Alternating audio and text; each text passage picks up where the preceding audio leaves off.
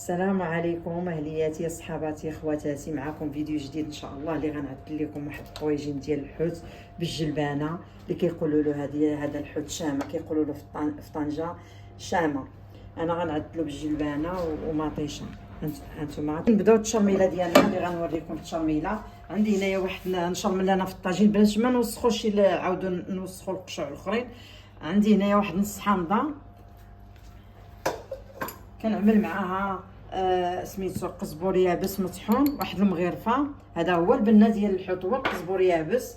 كنعمل واحد مغرفه ديال الفلفل الغبره، ما كنكثروش بزاف باش تجينا الماكله لذيذه. الا كثرنا العطريه كتجي باسله. عندنا واحد الرويس تاع المغرفه ديال الكمون.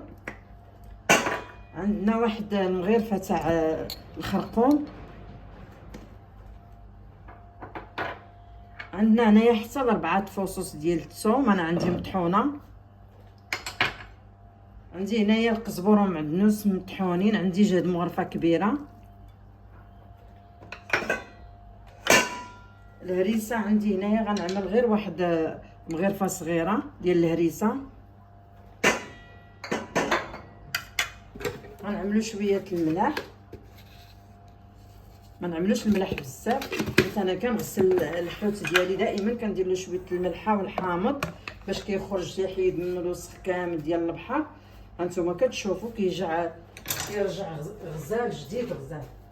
غنعملوا واحد القطيره تاع الماء.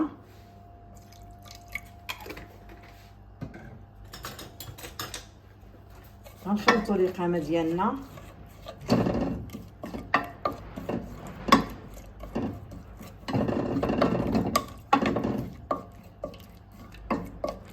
التشرميله العاديه اللي كلشي كيعرفها تبارك الله. المغاربه راه معروفين بالتشرميله تاعهم، والطويجين المغربي معروف لا يعلى عليه. بلادنا تبارك الله فيها الخير، الله ينصر مالكنا، الله يشافيه سيدي ربي. كنفتحوا ليها واحد شويه من الظهر ديالها. هانتوما كتشوفوا كنغسلو بالحامض وبالملحه، وكنعاود نشللو بالماء. كاع داكشي اللي الوسخ ديالو الظهر ديالو داكشي كيحيد.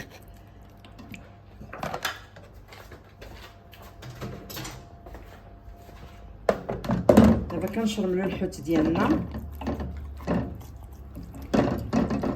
كنعملو ليه الشرميله ديالو داخل من كرشو. من انا كنزول له حتى العينين ديالو، كنغسلو مزيان. نتوما كتشوفوا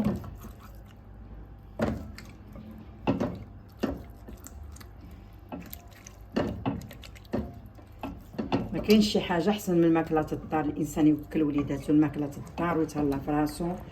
اي حاجه ما نساوش التقاليد ديالنا.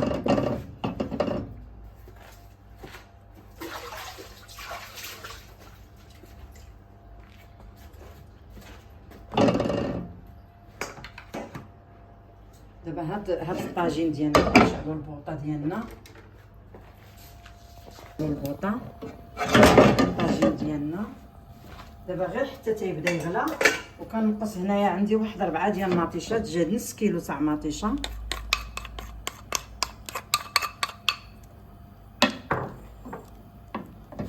انا دائما كيعجبني داكشي بلدي وتقليدي. هاد الجبانيه راه من قديم الزمان، وانا كيعجبني التقليدي ديالنا، وكتعجبني الصنعه المغربيه، الطاجين المغربي والطياب المغربي. والله ينصر مالكنا، الله يحفظ بلادنا بلاد الخير. دابا غنعملو الزيت، غنعملو مغرفه ديال الزيت بلديه، وغنعملو مغرفه ديال الزيت الروميه،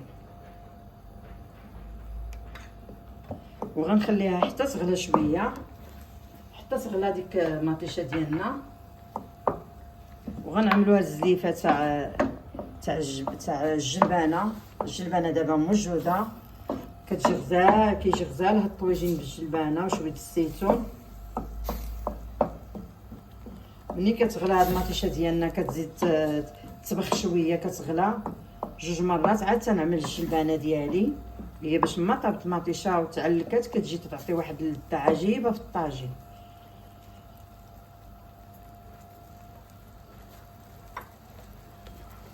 خليها حتى طيب شويه. وغنديرو الجلبانه ديالنا. كيطيب ديك المطيشه شويه كتغلى، كنزيدو الجليبينه ديالنا. الجلبانه انا جايباها وغسلاها، انا كنعملها ملي كتكون جيبها زايده كنعملها في الفريغو.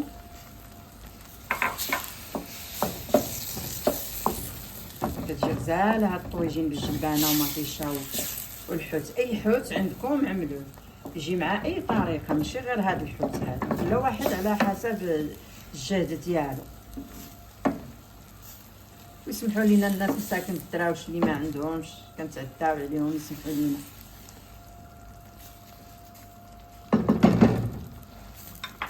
دابا عملنا الجلبانه، غنزلوا الحوت ديالنا. هانتوما كتشوفوا اللي بغى يدخلوا للفران ماشي مشكل يدخل للفران، واللي بغى يخليه يطيب غير على البوطه ماشي مشكل. انا غنخليه على البوطه، حطيته مزيان على خاطرو. كنزينو بهاد الفليفله ديالنا اللي كنقطبها باش ما كتطلقش الحروره بزاف، كنقطبها عاد كنزلها تما. كنزينو بهاد الحامض بالزين.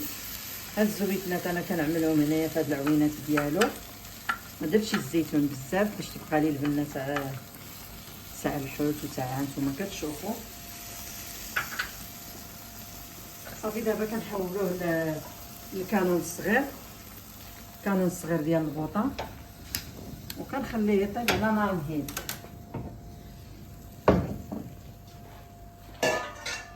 ونتلاقاو ان شاء الله في التقديم. هانتوما كتشوفوا الطاجين اللي عندنا مع بعضياتنا، هانتوما كتشوفوا كيجي غزال، كيجي لذيذ وكيجي غزال. جربوه وردوا عليا الخبر وتهلاو ليا في روسكم وفي وليداتكم. وما تنساونيش، الله يجازيكم بالخير، شجعوني، ديروا لي ابوني وديروا لي جيم، ونتلاقاو ان شاء الله في فيديو جديد. والسلام عليكم ورحمه الله تعالى وبركاته.